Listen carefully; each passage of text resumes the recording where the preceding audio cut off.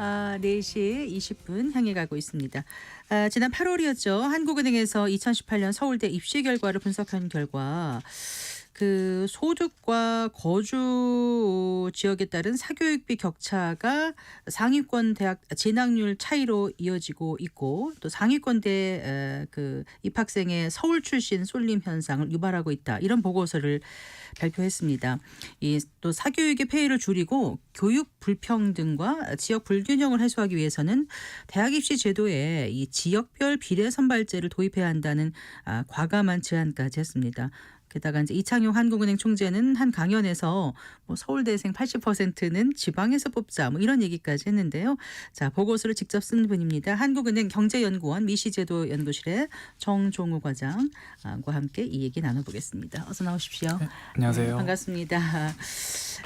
지난 8월에 이제 한은에서 이 보고서를 냈습니다. 보고서 제목이 입시 경쟁 과열로 인한 사회 문제와 대응 방안이었습니까? 네, 맞습니다. 8월 말에 나왔는데 이후에 많은 사람들이 이제 이 얘기를 하더라고요.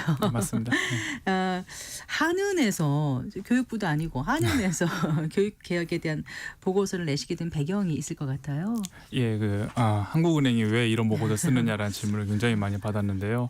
이제 저희들이 생각했을 때 이제 이 입시 문제가 더 이상 교육 문제가 아니다라는 생각에서 이 보고서를 쓰게 됐습니다. 네. 한국은행이 최근 들어서 이제 우리나라의 구조적인 사회 문제에 관련된 보고서를 많이 쓰고 있는데요.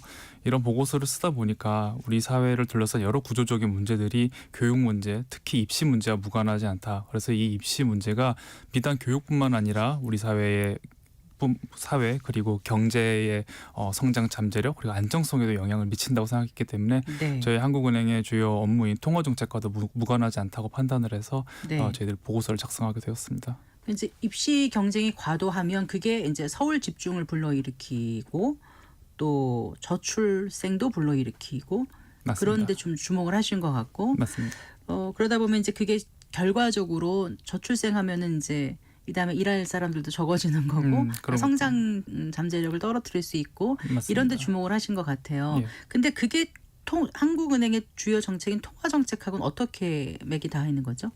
말씀하신 대로 결국 저희들이 통화 정책을 하는 이유도 네. 결국 성장 잠재력을 유지하고 또 금융 안정을 이루기 위함인데 그런 것을 위해서라면 노동시장이라든지 여러 가지 사회 여건들이 안정적으로 운영이 돼야 되는데 네. 입시 경쟁으로 인한 여러 사회 구조적인 문제들이 발생하면은 그런 통화 정책 운영하는데 어려움이 발생하게 되는 것이죠. 네. 예를 들면은 이제 부동산 문제 같은 것을 예를 들자면은 네. 즉 입시 문제로 인해서 현재 부동산 시장이 과열되는 측면이 있고 그것으로 인해서 통화 정책을 좀 운영하는데 좀 어려움을 저희 총재님께서 토로하신 적이 있습니다. 네. 그런 점에서 생각을 해보면은 말씀드린 대로 이제 통화 정책 운영함에 있어서 네. 입시 문제 같은 것이 무관하지 않다 이렇게 말씀드릴 수 있겠습니다. 그러니까 입시가 부동산 과열을 일으킨다. 다는 아니지만 네. 어느 정도 이제 영향을 미친다고 할 수 있죠. 어떻게 연관이 있다는 말씀이신 거죠? 저희들이 이제 보았을 때는 이제 입시 과열 과정에서 이제 지역 간 어떤 상위권대 진학률의 격차가 발생하게 되는데 가장 간단하게 서울과 비서울 간에 이제 명문대 진학률의 격차가 발생을 하게 되면은 네. 이제 서울 교육을 이유로 서울로 이주 수요가 발생을 하게 됩니다. 네, 더 네. 많은 학부모 학생들이 서울로 이주를 하게 되고 그러면은 서울이라는 이 공간 자체가 유한하고 한정된 공간이지 그렇죠. 않습니까? 네. 학교도 학원도 교육 인프라 모두 이제 한정된 공간, 주택 역시도 한정돼 있는데 한정된 자원을 차지하기 위해서 더 많은 사람들이 그곳에 들어오는 과정에서 수요는 수요가 많고. 드러나게 되고 그러면 가격이 증가하게 되겠죠.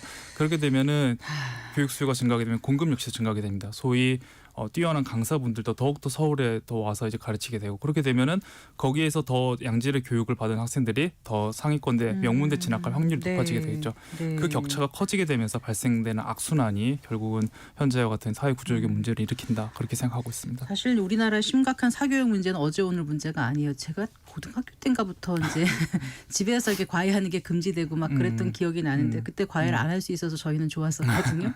어쨌거나 지금 이제 한은에서 나온 보고서를 보면 되면 더 이상 미룰 수 없는 시기라고 강조를 하셨거든요. 어떤 면에서 그렇게 말씀하신 예, 거죠? 그 입시 경쟁과 관련된 우리 사회 지표들이 굉장히 좀 위험 신호를 보내고 있다고 저희들이 판단을 했습니다. 일단 사교육비 지출 자체가 역대 최고 수준을 보이고 있고요. 또 학생들의 정신 건강 상태에도 좀 악영향을 미치는 것으로 확인되고 있는데 통계 작성 이래 2022년 기준으로 우리 청소년들의 자살률이 역대 최고치를 기록을 하고 있습니다. 네. 그런 것 여러 가지 이유가 있겠지만 학업 스트레스가 그 원인 중 하나라고 저희들은 생각을 하고 있고요. 또 네. 명문대 진학을 위해서 재수생이 좀 꾸준히 증가하고 있는데 이렇게 증가하게 되면 노동시장 진입이 아무래도 늦어지게 되죠. 그게 결국은 노동시장에도 취업에도 부정적인 영향을 미치기 때문에 저희들이 네. 이것을 더 이상 미룰 수 없는 문제라고 판단했습니다. 그래요. 네.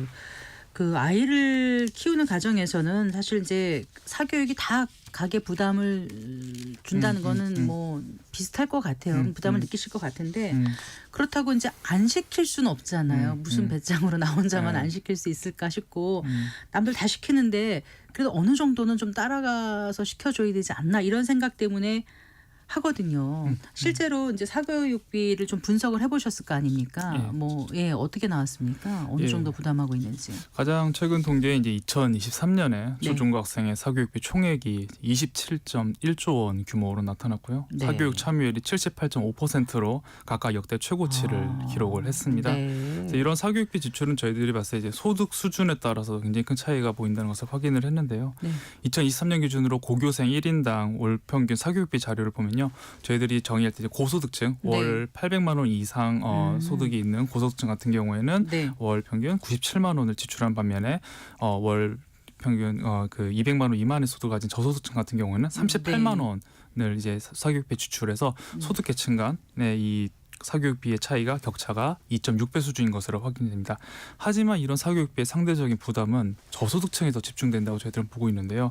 왜냐하면 이 사교육비가 월소득에서 차지하는 비율을 생각을 해보면 네. 고소득층 같은 경우는 15%밖에 되지 않는데 네. 저소득층은 27%를 넘습니다. 즉 저소득층 같은 경우에는 자녀가 둘만 있어도 이제 절반이 넘는 소득을 이제 사교육비 지출하게 되는 것이죠. 그러니까 네. 저소득층 같은 경우에는 자녀가 둘 이상만 돼도 이 사교육비 부담이 어마어마하게 높다고 할 수 그러니까 이제 있겠습니다. 아이를 더 낳기 힘들다는 생각을 그렇습니다. 하고 그럴 바에는 낳지 말자로 가고 덜 낳고 안 낳는 그러려면은 걸로 가는 거죠. 결혼하지 말까까지도 생각한다는 맞습니다. 게 요즘 그 세태인 것 같은데 사실 맞습니다. 그동안 이제 언론이나 또 많은 곳에서 사교육의 폐해를 많이 지적해 오곤 했습니다.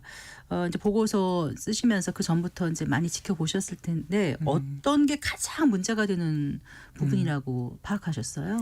저희들이 봤을 때는 이제 교육을 통한 사회경제적 지위의 대물림 현상이 가장 큰 문제점이라고 생각하고요. 네, 네. 앞서 말씀드린 대로 소득 수준에 따라서도 그렇고 학생들의 거주 지역에 따라서도 상위권 대학교 진학률의 격차가 상당한 것으로 확인이 되었습니다. 네. 우선 소득 수준으로 보면요, 네. 우리나라 이제 가구들의 소득 수준을 크게 5단계로 나눠서 5분위로. 가장 높은 5분위로 네. 나눴을 때 가장 높은 소득 5분위 같은 경우에는 가장 낮은 소득 1분위에 비해서 상위권대 진학률이 5.4배 높은 것으로 나타났습니다. 그리고 이제 네. 지역별로 봐서도 그 격차가 상당한데요. 네. 서울 출신 학생들이 우리나라 전체 이제 고3 졸업생 중에서 16%를 차지하는데 서울대학교 진학자들 중에서는 32% 정확하게 2배 잠시만요. 더 많은. 서울 출신 학생이 전체 졸업생의 중에 16%를 차지하는데 있는데. 서울대학교에 진학한 이제 입학생들 중에서는 네. 서울 출신 학생이 32%를 차지하니까 학령 인구 비율 대비해서 더 많은 학생들이 이제 서울대학교에 진학을 하게 되고 네.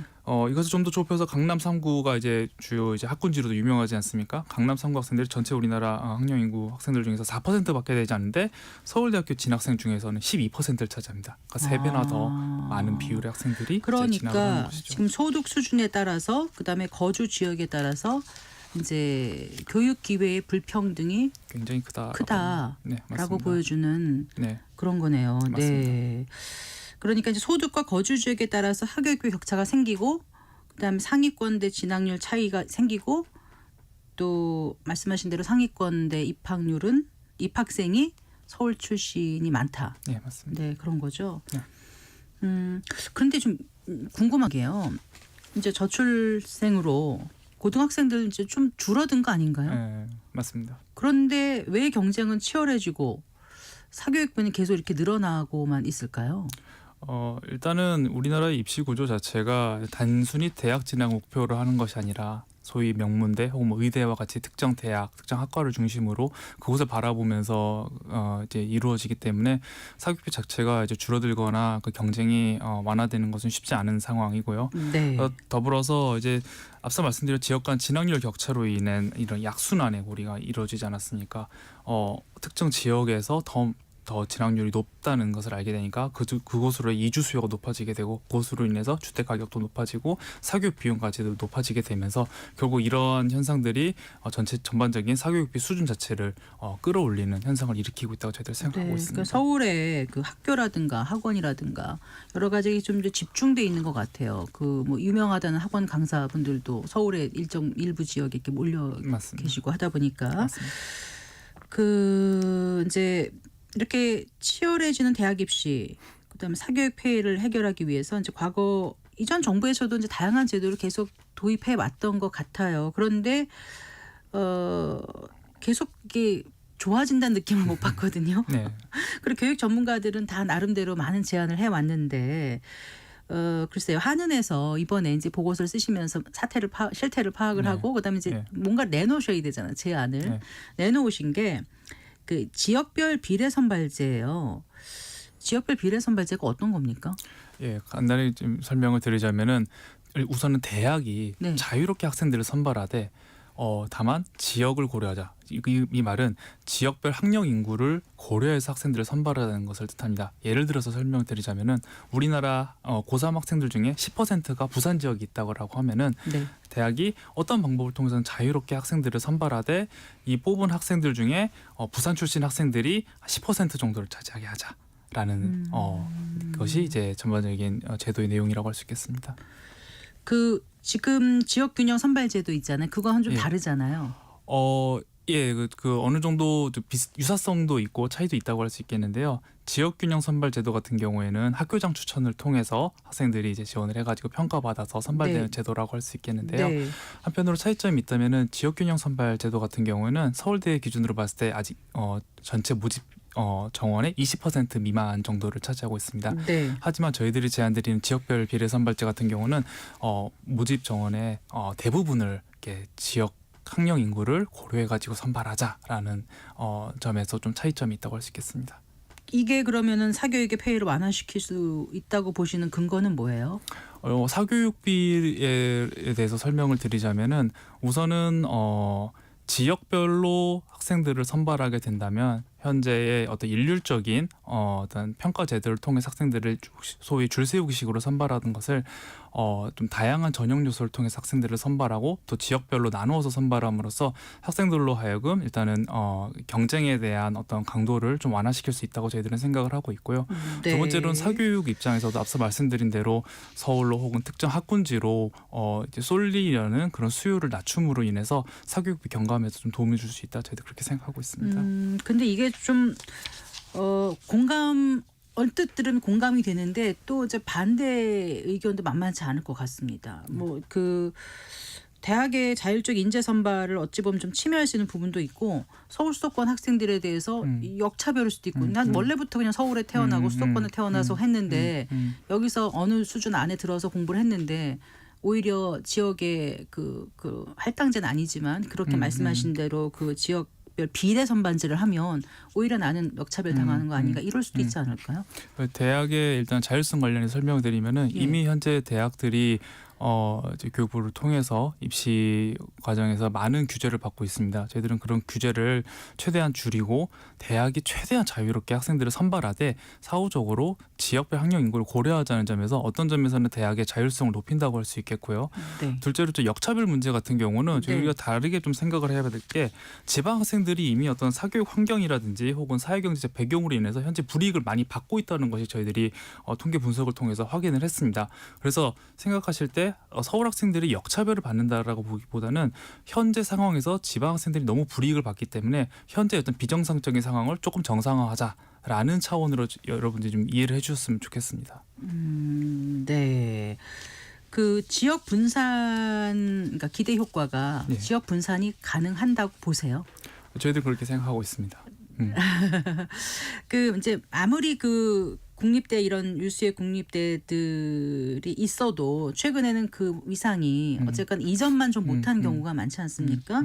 그런데 이제 왜냐하면 더군다나 그 지방에 좋은 양질의 일자리가 만들어지지 않으면 지역에서 그 학교를 다니든 지역별에 선발제를 해서 좋은 상위권 대학에 가든 결국은 그게 큰 효과가 있을런지도 잘 모르겠다는 의문도 자연스레 드는데요. 어떻게 보세요? 그 부분에 이미 대해서는. 그 지방에 좋은 일자리가 많이 생겨야 된다는 의견이 반영이 돼서 이미 뭐 공공기관이라든지 소위 좋은 일자들이 이미 지방으로 많이 진출했음에도 불구하고 인구가 이제 정주화하지 못하는 현상을 확인하고 있죠. 그렇죠. 그 많은 이유 중 하나를 보면요. 예를 들어서 그 직원, 그러니까 예를 들어 아빠라고 한다면 아빠는 지방에 가서 일을 하는데 가족은 이제 서울이나 수도권에 두고 거기서 이제 그러니까요. 왔다 갔다 하는 경우가 네, 많습니다. 기러기 소위 아빠, 이게 기러기 해외 아빠가 기러기가 많이 아니라 지방 네, 지방 기러기가 기러기가 됐어요. 네. 그 이유를 보면은 이제 교육 문제를 손꼽아서 얘기하시는 분들이 많습니다. 왜냐하면은 지방으로 제 자녀들과 가족들 다 데리고 갈 경우에는 그 교육 문제, 입시 문제에 있어서 자기들이 불이익을 받는다고 생각을 하기 때문에 네. 그래서 좀 이제 지방으로 다 같이 가족들이 이동하는 것을 꺼리는 경우가 많은데요.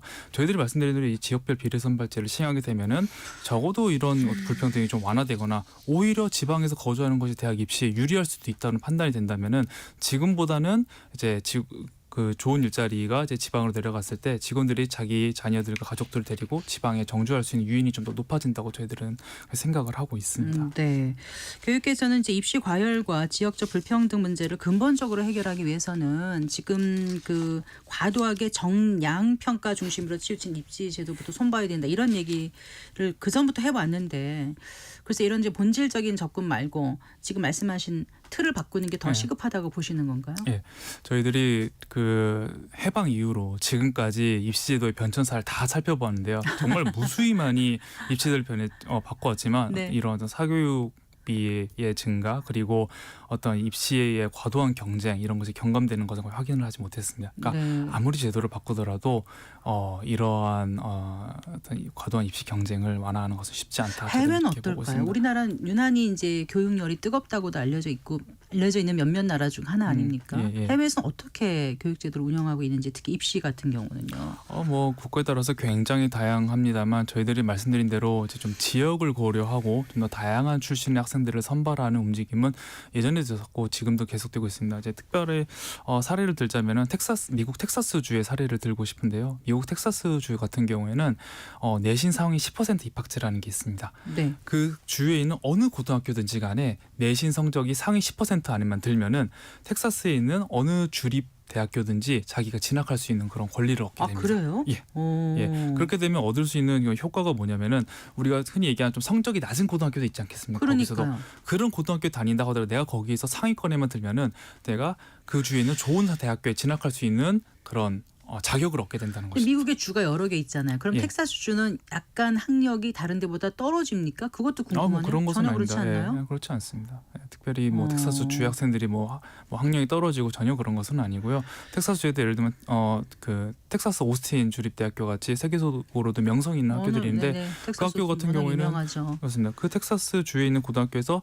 제가 지금 알기로는 상위 6% 안에만 들면은 네. 그 텍사스 오스틴 학교에 들어갈 수 있습니다. 그럼 들어와서 대학 교육을 잘 받으면 충분한 그 인재로 양성될 수 맞습니다. 있다는 거잖아요. 맞습니다. 그러니까 사실 우리가 고교까지 열심히 해서 대학 가면 이제 좀 약간 대충 해도 음흠. 학벌로 그냥 좋게 앞으로 살 수 있다 이런 게 아니라 대학 교육을 제대로 하는 쪽으로 좀 예. 바뀌어야 이게 근본적으로 가능하지 않을까 싶어요. 지금 이런 예. 제언들이요. 그리고 또 다양한 사회적 배경을 가진 친구들을 네. 우리가 좀 선발할 수 있다 그런 효과도 기대할 수 있겠죠. 네. 어쨌든 지금 이전에는 개천에서 욕난다는데 요즘은 개천에서 이 욕난다는 말을 하기가 참 어려울 정도로 교육 양극화 문제가 심각해졌는데 연구를 좀 계속 해주셔야 될 것 같아요. 근데 한은에서 이걸 하신다니까. 네, 오늘 수능 날입니다. 아직까지 지금 4교시, 5교시 치르고 있는 것 같은데요. 그 교육 전문가는 아니시지만 이번 연구하시면서 꼭 하시고 싶은 말씀이 있으셨을 것 같아요. 공부가 다냐 아니다 네. 이런 얘기 말고요.